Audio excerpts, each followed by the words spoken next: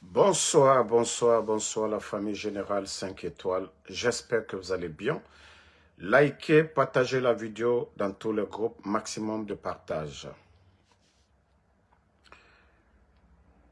Transition CNRD. Ah oui. Monsieur Abdoulaye Yero Baldé. C'est ce qu'on dit. À connaître pas, à demander. Un produit du président Alpha Condé, Abdoulaye Yero, qui a créé son parti politique, qui avait participé aux mascarades du CNRD organisées tout récemment, dont il est venu en deuxième position. Maintenant que pour les législatifs, le parti de M. Abdoulaye Yero a rendu sa lettre en se retirant du processus. Monsieur Yero, votre maître, le président Alpha Condé, le président de l'UFDG, de l'UFR, pourquoi ils se sont retirés? Parce qu'ils avaient compris depuis longtemps que ces gens-là ont pris la Guinée en otage. Les accompagner, c'est de légitimer tout ce qu'ils sont en train de faire. C'est pourquoi l'UFDG, ANAD, le RPG Arc-en-Ciel et les autres partis politiques, les partis alliés, le FNDC, la société civile, ils ne se sont pas associés aux mascarades du CNRD. Voilà. On savait que le parti de M. Abdoulaye Yero, Frondec, allait se retirer. Personne, en tout cas je ne dis pas les démagogues, je ne dis pas les profiteurs, les mauvaises personnes. Personne ne peut s'associer avec le CNRD. Je ne dis pas les profiteurs. Et le communiqué de presse, retrait du Frondex du processus électoral en cours, élections législatives et communales 2026, Conakry 28 avril 2026, face aux violations répétées du code électoral et au déséquilibre manifeste du processus en faveur de la mouvance présidentielle et de ses alliés, le Frondex a décidé ce jour de se retirer du processus électoral en cours. Réunion en session extraordinaire, le bureau politique du Frondex a pris acte des violations graves, persistantes et qui caractérisent le processus électoral en cours en vue des élections législatives et communales en République de Guinée prévues le 31 mai 2026. Notre formation politique constate avec une vive préoccupation que les conditions minimales d'instruction libre, transparent et équilibre ne sont aujourd'hui plus réunies. Les violations du code électoral, loin d'être ponctuelles, traduisent un schéma cohérent visant à orienter l'issue du vote en faveur de la mouvance présidentielle et de ses alliés. Le parti Frondex dénonce notamment les violations à répéter du code électoral, les défauts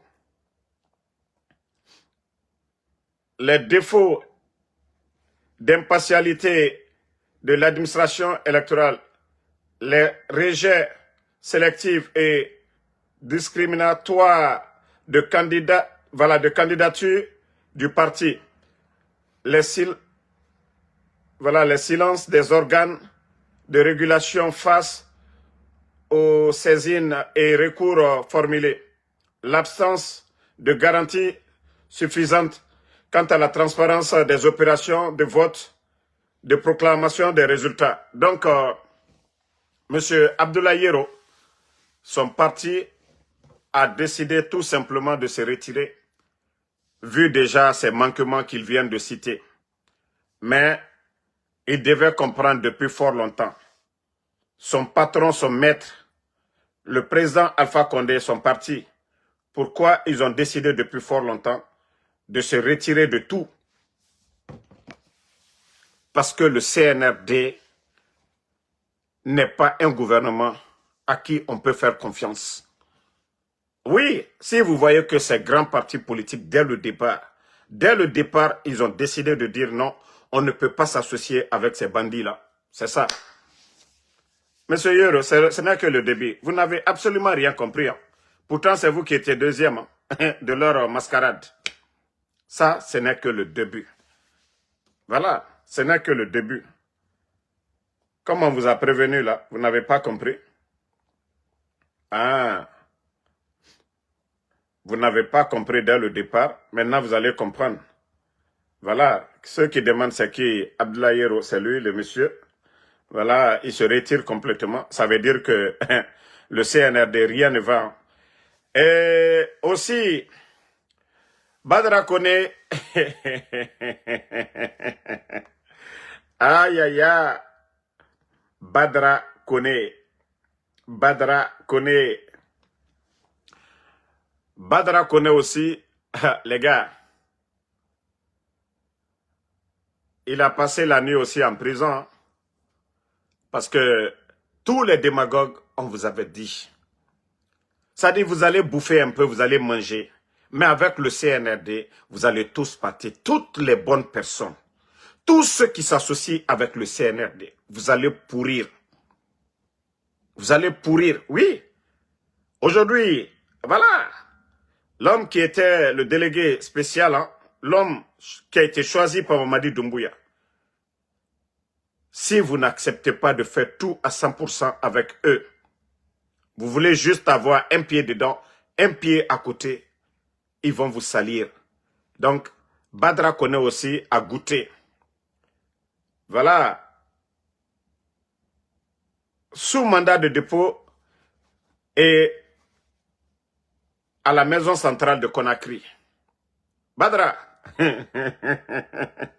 Hein? Pour moi, c'est pas mieux. Au moins, Damaro, moi, je suis opposant, je suis là, je suis tranquille. Plus de 50 États. Partout dans le monde, je peux aller tranquillement. Mais vous qui avez dit CNRD, CNRD. Ah, maintenant, votre place, c'est la maison centrale, là.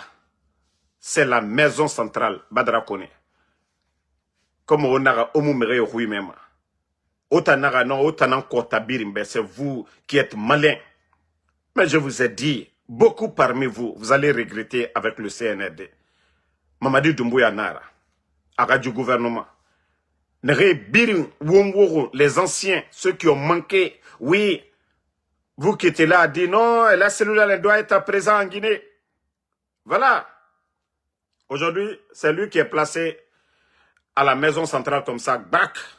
Aha. CNRD Moubara Falaobe. Tant que CNRD ne dégage pas, la Guinée-Cam Yomu Heri Tansotoma. Heri yo Moussotofe. Bon, famille. Le frère de Siakabari, Nanyalen, le ministère qui avait le deuxième plus grand budget au début du CNRD. C'est-à-dire, l'argent qu'il a volé, on ne peut même pas compter. Qui a été reconduit par Mamadi Doumbouya, l'homme qui disait que pas de recyclage. C'est lui encore qui sort qu'au Simandou, aujourd'hui, les personnes qui travaillent sur le projet de le train, voilà, qui travaillent sur le projet, qu'on prenne le train de Foucaria jusqu'à Beila aujourd'hui. Les travailleurs de Simandou, venez comme maintenant là, vous prenez le train de Foucaria jusqu'à Beila là-bas. C'est quel genre de train qui est sur la ligne Foucaria-Beila? Ça dit quand vous voulez mentir, quand on dit qu'il n'y a pas d'avantage de Simandou, il n'y a même pas une école, je dis bien une école, il n'y a pas d'eau potable, pas de centre de santé, il n'y a rien Simandou à apporter aux Guinéens. Ça fait 4 ans et demi que le CNRD est là. Vous avez démarré ce projet-là aujourd'hui. Vous avez démarré ce projet. Hein? Vous avez démarré le projet. Mais on veut savoir, ça profite aux Guinéens comment? Si lui, il vient dire que les travailleurs, les rails, ce n'est pas pour la Guinée. Ces trains-là, ce n'est pas pour la Guinée. Le gouvernement n'a rien à voir dedans. Nous parlons de la Guinée. Ce qui nous appartient là, c'est les minéraux là. Simandou là, le mont Simandou, c'est pour la Guinée. Ah, c'est les travailleurs, c'est pour les multinationales, les contrats que vous avez signés, 35 ans là. Jusqu'à présent, c'est pour eux, c'est leurs travailleurs. Maintenant, la population guinéenne là, qu'est-ce qui profite aux gens de Beila? Il était prévu de construire l'hôpital régional de Beila jusqu'au jour d'aujourd'hui. Non. C'est l'aéroport parce que les boss là, les multinationales là, leurs directeurs et autres là viennent dans les avions de Conakry à Beila là-bas, dans les avions. Et vous, vous allez venir vous flanquer devant nous. Que vous allez mentir encore devant les Guinéens. Partagez la famille. Mentir devant les Guinéens que non, les travailleurs sont rentrés, sont sortis. On vous dit Simandou a échoué sur tous les plans. Même l'eau potable, forage dans mon village. Vous savez que Simandou, c'est dans mon village là-bas. Le village est Simandou là, c'est à côté de mon village aussi. Il n'y a même pas 3 kilomètres. Mais vous avez apporté quoi? Partagez, hein, ils veulent saboter encore le live. Rien du tout. Vous n'avez rien apporté, absolument rien. Donc, arrêtez de mentir. Bon, famille, on va aller encore faire un tour du côté du Mali. Les ennemis du Mali ont parlé. Oh, Assimi Goïta, il est au Niger. Oh, non, Assimi Goïta n'est pas là. D'autres même ont dit certains propos, voilà, que nous ne pouvons pas dire ici. Et le Baobab, le président du Faso est sorti, et le président du Mali est sorti aujourd'hui. Il y a d'autres qui ont commencé à dire que non, c'est les anciennes images. Tellement que l'ennemi souffre. Tellement que l'ennemi souffre. Et ce qui est derrière ici, où c'est écrit 2025, l'ennemi, au lieu même de voir la présence de l'ambassadeur, la présence de ces personnes-là, ils n'ont pas vu ça. Comme c'est écrit derrière ici, qu'au 2025, l'ennemi a commencé à dire non, non, non, c'est une ancienne image des Africains. Tellement que non, ces gens-là ont la haine, voulaient que le Mali tombe sous les attaques de ces terreaux. Bon, nous, on n'a rien dit. Le président Assimi Goïta ne s'est pas limité là. En tant qu'un bon président, il s'est rendu dans la famille du général. Ça aussi, l'ennemi, vous pouvez venir dire encore que ça, c'est en 2025. C'est-à-dire comment on peut être de mauvaise foi. Hein? Malgré la présence de l'ambassadeur de la Russie. Ça aussi, vous allez dire encore ça, c'est en 2005. Hein? Ou bien? Hein? Le président Assimi Goïta s'est rendu dans la famille du ministre et il s'est rendu au chevet des malades. Vous voyez? Vous voyez? Regardez ici. Le président Assimi Goïta, les blessés, il s'est rendu, voilà, au chevet des blessés, bien portant. Et vous voyez encore ici. Vous allez encore, venez, vous allez dire, c'est les images de 1900. Voilà. Ça c'était aujourd'hui et dans les rues même, vous voyez, à l'hôpital aujourd'hui. Donc les ennemis. Vous avez vu la photo aujourd'hui. Dans la famille du ministre Sadio. Dans la famille du ministre Sadio Kamara. Comment des gens peuvent être de mauvaise foi? Comment on peut être de mauvaise foi? Ce qui est arrivé au Mali. Il y a d'autres même, les terreaux là. Si ceux-là avaient pris Bamako aujourd'hui, nous, notre pays, la Guinée, toute la sous-région allait être menacée. Parce que leur folie, leur mensonge, et je ne sais pas, leur charia ou je ne sais quoi. Montrez-moi un pays arabe. Ce que les bandits là veulent imposer aux gens vers chez nous là. Montrez-moi un pays, l'Arabie Saoudite, Pakistan, tous ces pays là. Ce que les bandits là veulent imposer aujourd'hui au Mali. si c'est imposé au Pakistan ou bien en Arabie Saoudite. Tous ces grands pays musulmans, il n'y en a pas. Ce ne sont que des bandits. C'est des gens qui prennent des rations avec d'autres personnes. Et ça, c'est le comportement des musulmans. C'est des gens qui prennent la drogue, qui prennent l'alcool. C'est des mosquées qui ont été bombardées pendant que les fidèles sont en train de prier. Donc vous, les ennemis, là, vous pouvez penser ce que vous voulez. Et aujourd'hui, le Mali a compris. Et le président Assimi Goïta il va s'adresser à la nation aujourd'hui. Vous allez encore dire que ça, c'est une ancienne vidéo encore. Ce soir-là, le président du Mali va s'adresser à la nation. Donc, je vais vous montrer encore une vidéo d'un journaliste malien, franchement, qui a fait fort. Ah oui. Ah oui. Il faut vraiment féliciter le journaliste.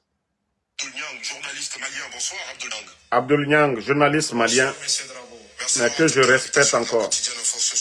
Abdoul Niang, journaliste malien, bonsoir Abdoul Niang. Bonsoir, Monsieur Drago. Merci d'avoir accepté l'invitation de la quotidienne Info ce soir pour discuter justement de cette situation que connaît votre pays depuis presque 72 heures maintenant. Justement, 72 heures après les attaques, quelle est la situation à Bamako, mais aussi dans les villes qui sont touchées par les attaques?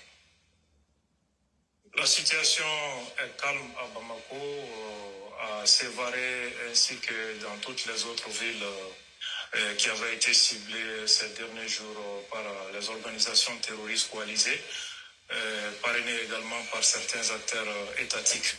Hormis la région de Kidal, où la riposte de l'armée s'organise et déclenchée quelque part avec les forces de frappe de l'armée de l'air.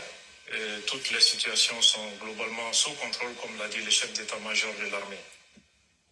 Et aujourd'hui, quel est justement le ressenti des populations de façon générale? Est-ce la peur, la colère, la tristesse?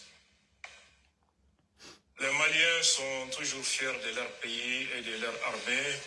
C'est vrai, ils sont sous le choc à cause de la disparition de l'illustre ministre de la Défense, le général de corps d'armée Sadio Kamara. Mais cela n'entame en rien la détermination des Maliens. Le Premier ministre l'a rappelé. Le combat pour notre dignité n'est pas à négocier.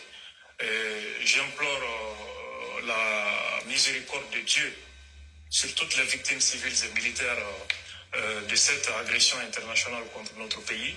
Et les Maliens démontreront... Pourquoi vous la qualifiez d'agression internationale, Abdoul Niang? On sait que l'attaque est revendiquée par le JNIM, qui est affilié à Al-Qaïda, et par les rebelles du Front de libération de l'Azawad. Pourquoi vous dites international? C'est vrai, les observateurs extérieurs ne peuvent pas comprendre cette dynamique. Le JNIM, vous avez vu le communiqué du FRDC que vous appelez FLA. FLA, c'est l'ancien MNLA, qui est le partenaire de la France et de l'aménagement. C'est écrit dans leur texte et ils l'assument depuis 2013 jusqu'à leur expulsion de notre territoire. C'est la réalité que beaucoup ne comprennent pas et ils font des analyses à côté.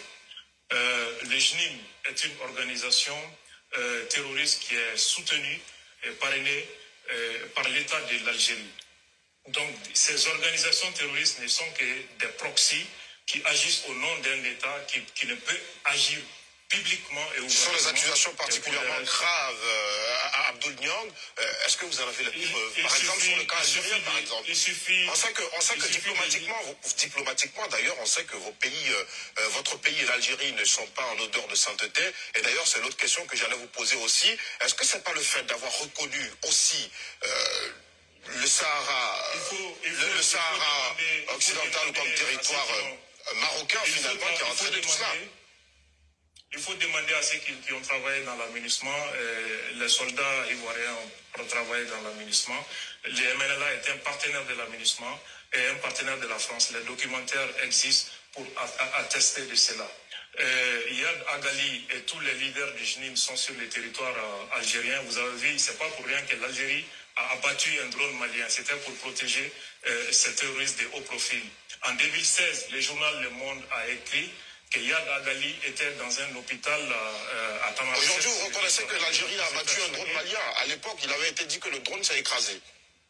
officiellement. Mais ils ont dit qu'ils ont abattu parce que les drones avaient franchi leur territoire. Il fallait aller démentir ça devant la Cour internationale de justice. Mais vous avez vu qu'ils ont refusé d'aller s'assumer là-bas. Donc ça en dit long déjà sur cette réalité. En 2016, le journal Le Monde a révélé que Yad s'est soigné dans un hôpital de Tamaracet et que l'armée française voulait agir contre lui, mais elle a eu peur pour ne pas froisser les Algériens. Les travaux du Britannique Jeremy Kennan expliquent assez la complicité de l'Algérie dans cette histoire de terrorisme au Sahel. Un officier malien des renseignements maliens, le colonel Ould Lemana, avait dénoncé que l'État algérien est au cœur de AQMI.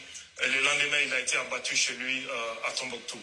Donc, face à des réalités que vous ne comprenez pas, ça fait que les conclusions sont toujours biaisées et même complètement hors sujet. Non, Abdoul Niang, vous ne pouvez pas dire que nos conclusions sont biaisées. Nos conclusions ne sont absolument pas biaisées. Et c'est d'ailleurs pourquoi nos chroniqueurs en plateau ont aussi donné leurs avis. Shadrach Bouguet, d'ailleurs, nous a rejoint. Il est consultant en défense et sécurité internationale. Bonsoir.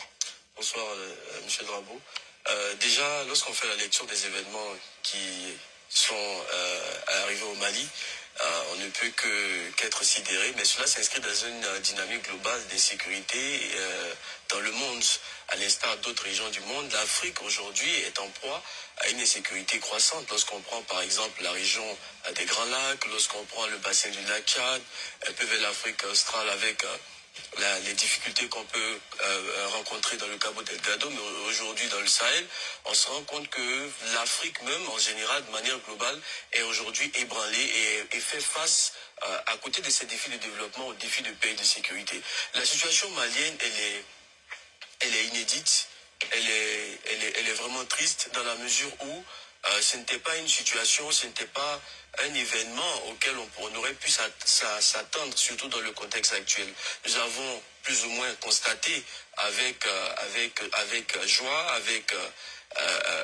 avec contentement, la reprise de la ville de Kidal, qui était un symbole qui avait été perdu pendant un moment, et avec la conquête du pouvoir d'État, la conquête de la ville de Kidal par les autorités étatiques de Bamako, les autorités de transition, on était contents, on a tous salué cela. Mais aujourd'hui, avec la perte de cette ville stratégique-là, on se demande aujourd'hui, est-ce que la junte n'est pas aujourd'hui n'est plus en mesure aujourd'hui d'assurer la sécurité des Maliens, mais cela s'inscrit dans un contexte global d'une trajectoire de dégradation de la situation sécuritaire. C'est le miroir aujourd'hui de la réalité sur le terrain, et franchement, déjà il faut saluer la résilience du peuple malien, parce que ce n'est pas facile avec déjà le blocus que les Maliens ont connu récemment lors du dernier trimestre de l'année 2025, et également toutes ces attaques, toutes ces morts, cette violence psychologique, physique que le Mali endure aujourd'hui, c'est franchement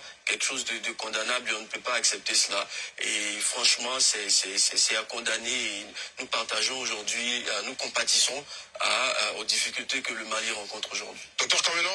Oui, la première réaction qui me revient, c'est par rapport au peuple malien, parce que une guerre, ce sont des vies brisées, ce sont des familles disloquées, c'est une reconfiguration même de l'espace et des relations. J'ai deux questions pour notre invité en duplex.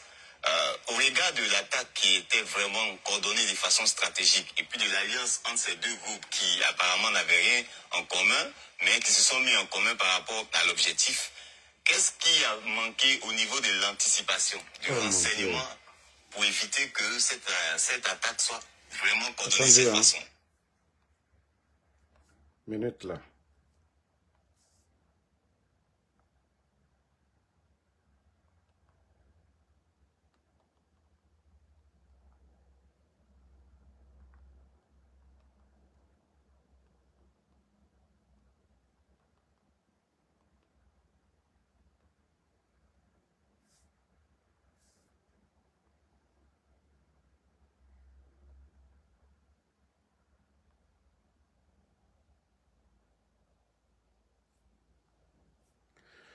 Bon, minute. Vous savez, les gens, quand il a dit d'arrêter, ils ne comprennent pas du tout. Voilà.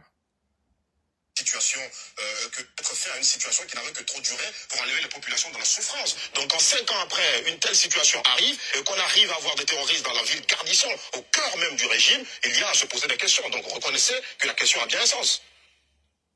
Nous sommes en train de parler de deux choses différentes. Et en tant qu'un expert de défense sur le plateau, il ne fallait pas faire cette confusion parce que vous confondez la perfection et la vulnérabilité. Et nous sommes en train de parler de la résilience. Aucun système sécuritaire n'est infaillible, aucun au monde. Et les renseignements également peuvent avoir des informations. L'information n'est pas le renseignement. Les informations peuvent être incomplètes ou ambiguës. Il faut un travail pour savoir. Il faut aussi, et souvent même quand vous interpellez des suspects terroristes, les cellules sont cloisonnées, ce qui fait que l'interpellation de 2 ou 3 personnes ne permet pas de démanteler l'ensemble du réseau. Ça, c'est pour ceux qui connaissent les renseignements. En plus de ça également, vous parlez de Kati, de Bamako. Pourquoi vous ne parlez pas de New York? Ça, c'est le cœur même de la première puissance mondiale qui a été frappée avec plus de 3000 victimes. Vous parlez de cela. Mais pourquoi celui du Mali serait toute la résultante d'un échec, d'une approche sécuritaire? Très bien, merci beaucoup, Abdul J'ai intérêt à construire ces narratifs. Merci, mon père d'être. Non, j'aime trop Abdul Niang. Ça dit, ces journalistes de NCI en Côte d'Ivoire qui ont voulu, comme si ça c'était une victoire. Mais le journaliste, il a été à la hauteur. Toutes les questions posées, il les a répondues et il les a mis à leur place. Ils ont parlé, oui, défaillance, quoi. Abdul Niang a donné des exemples. Il a donné, voilà, le 11 septembre et tout ça là, qu'est-ce que vous allez dire? L'attaque de Grand Bassam même en Côte d'Ivoire, qu'est-ce qu'ils vont dire de tout ça? Au lieu de soutenir le Mali, les accompagner. Non. Il y a d'autres qui ont voulu. C'est-à-dire, c'est le pouvoir de Assimi Goïta. Pourtant, la France et tout, et MINUSMA, ils étaient tous sur le territoire malien. Qu'est-ce qu'ils ont pu faire? Hein? Qu'est-ce qu'ils ont pu faire? En tout cas, bravo au journaliste malien, Abdul Niang, qui a vraiment mis tous ces journalistes escrocs à leur place, parce qu'il n'est pas passé à côté. Il a répondu à toutes les questions. Merci et n'oubliez pas de suivre aujourd'hui ceux-là qui sont contre le Mali, ceux-là qui disaient où est le président Assimi Goïta. On vous a dit, l'objectif de ces bandits-là, c'était de l'éliminer le président malien Assimi Goïta. Mais Dieu merci, voilà. Et malheureusement, c'est le ministre de la Défense qui a payé les frais, paix à son âme. Et nous soutenons le Mali, à bas ces terreaux et que la paix revienne au Mali. Bonne soirée et ce soir, si Dieu le veut bien, je crois que je vais faire le live avec, vous voyez déjà, on vous a dit le début de connexion à Conakry, ils vont réduire.